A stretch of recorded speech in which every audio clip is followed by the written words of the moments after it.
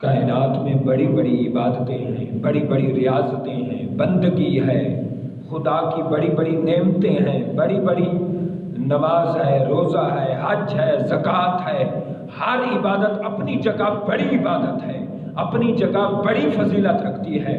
نماز کی اپنی برکات ہیں، حج کی اپنی برکات ہیں، اور زکوٰۃ کے اپنے فضائل ہیں، صدقات کے اپنے فضائل ہیں، عطیات کے اپنے فضائل ہیں۔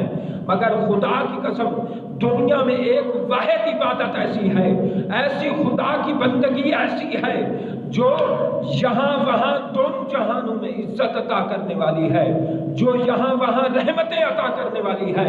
خدا کی وہ عبادت کون سی ہے؟ وہ ہے درود و سلام پڑھنا۔ پیارے حبیب پر جب بندہ درود پڑھتا ہے، یہ فرشتہ مصروف ہو جاتا ہے، یہ فرشتہ مصروف ہو جاتا ہے، خود رب ذوالجلال مصروف ہو جاتا ہے۔ نماز ہے، روزہ ہے، حج ہے، زکوٰۃ ہے، ہر چیز میں ایک فرشتہ مصروف ہوتا ہے، لیکن رب ذوالجلال کی عزت کی قسم، رب ذوالجلال کی بندگی کی قسم، رب ذوالجلال کی شان کی قسم، رب ذوالجلال کی کرم نوازی کی قسم، ایک واحد عبادت درود و سلام ہے۔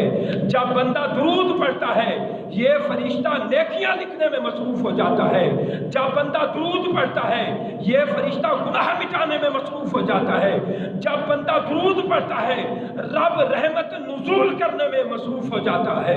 ہر عبادت اپنی جگہ شان والی ہے، مگر درود و سلام میں کرامن کاتبین دائیں فرشتہ بھی مصروف ہے نیکیوں درج کرنے میں، اور بایاں فرشتہ گناہ معاف کرنے میں، گناہ مٹانے میں مصروف ہے۔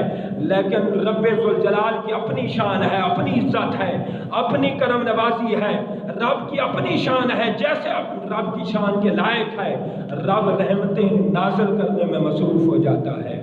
تو پیارے دوستو، دنیا میں جہاں کہیں کسی کو مقام ملا، جس کو عزت ملی، جس کو ولایت ملی، جس کو درجے ملے، جس کو مرتبے ملے، جس کو منصب ملے، جس کو عہدے ملے، جس کو دنیا آخرت کی کامیابیاں ملی، حتیٰ کہ حضرت علامہ اقبال رحمت اللہ علیہ جس سے دنیا فخر پاکستان ہے اور پوری دنیا ان سے متاثر سی، ان سے کسی نے پوچھا آپ حکیم الامت کیسے بنے؟ آپ نے فرمایا میں نے 1.25 کروڑ دفعہ حضور کا اسم پاک اور درود پاک پڑھا، رب نے مجھے حکیم الامت بنا دیا۔